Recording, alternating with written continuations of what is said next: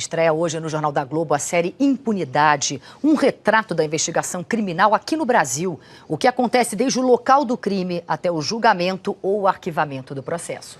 Por ano são mais de 50 mil mortes no país. E os casos em que os assassinos não são punidos chegam a... Perdão, eu vou reformular a frase. Os casos em que os assassinos são punidos, em que eles são perseguidos, esses casos não chegam sequer a 8%. A série Impunidade foi produzida por Clarissa Cavalcante, com reportagem de César Menezes e Denis Lloyds.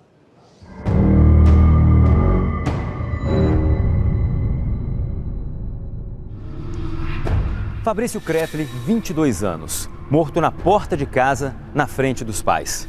Mário Gabardo, 20 anos, assassinado numa rua movimentada por um homem que nem se preocupou em esconder o rosto. Túlio Pinheiro, 20 anos também. Ele foi executado por engano diante de testemunhas que têm medo de falar.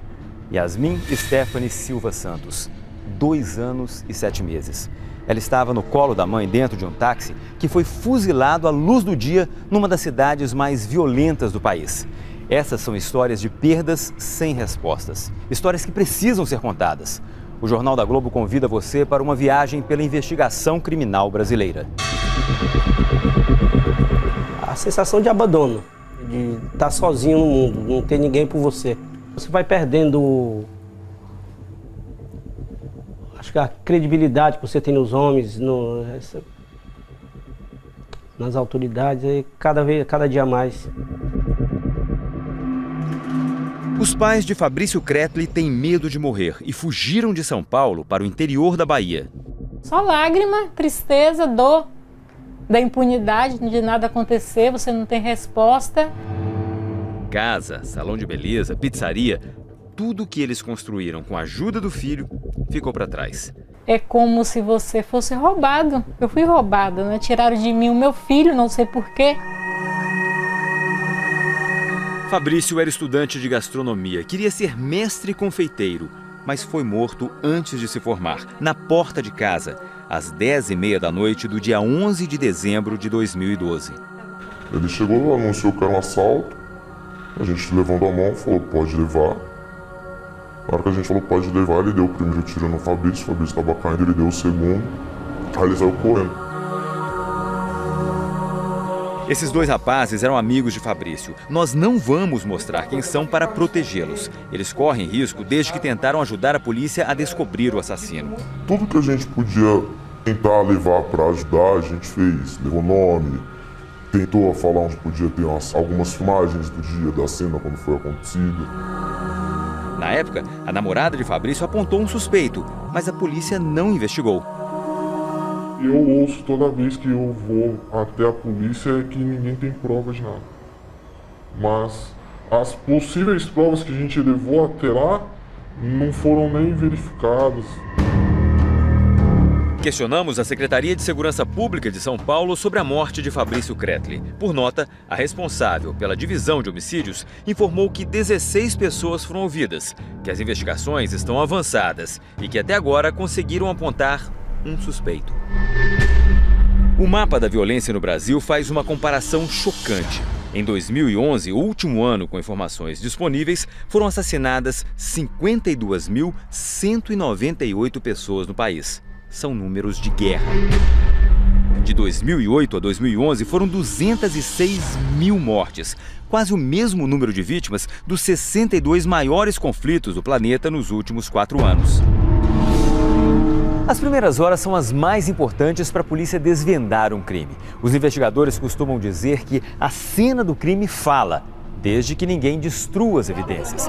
Relatos de testemunhas, a posição do corpo, as cápsulas das balas disparadas, impressões digitais, marcas no chão. Por isso, esse local precisa ficar completamente isolado até ser analisado por peritos bem treinados e equipados. Todo mundo já viu isso em filmes policiais. Mas o que acontece nas ruas brasileiras é bem diferente. Periferia de Natal, capital do Rio Grande do Norte. As delegacias da cidade fecham à noite. Apenas 2 equipes, com 8 policiais cada, trabalham nesse horário para proteger a população de mais de 1 milhão de pessoas. Nós acompanhamos o trabalho deles. Foi uma noite violenta. Antes das 11, 3 corpos em 3 bairros diferentes. Aqui, um homem foi executado com mais de 10 tiros. Pessoal, vamos afastar aí, por favor.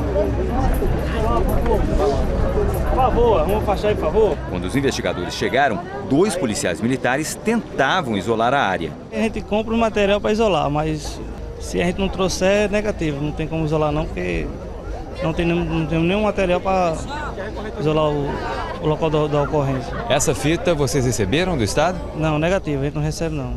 Tem que ser comprada pela gente mesmo. O seu dinheiro? O meu dinheiro. Do lado de fora do perímetro, mais de 100 pessoas. Do lado de dentro, pisando nas provas, dezenas de curiosos. No meio da confusão, este homem de terno passeou em volta do corpo, andou pela calçada de onde os tiros foram disparados, marcou a posição das cápsulas com uma pedra de cal, interferiu na cena do crime. O homem não é policial, menos ainda perito. É repórter de uma TV de Natal. E os círculos em volta das cápsulas eram para facilitar a vida do cinegrafista que passeava com ele pela cena do crime. Nenhum dos dois foi incomodado pelos policiais.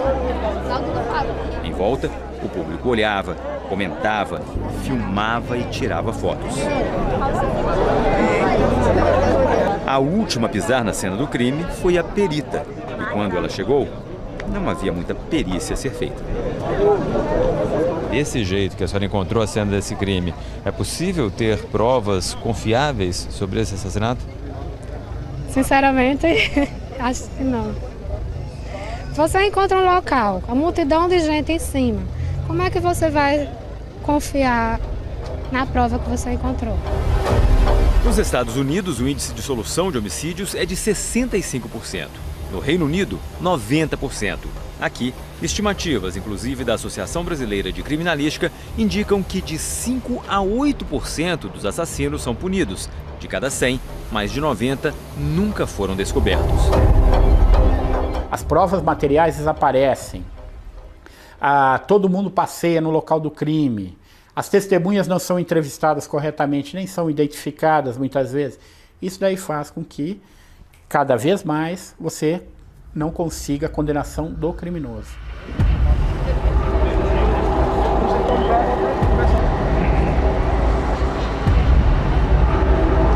As cenas que nós vimos em Natal se repetem de norte a sul do país e mostram a banalização da violência transformada em espetáculo.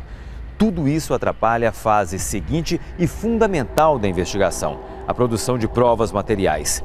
Outra história assustadora que nós vamos contar amanhã.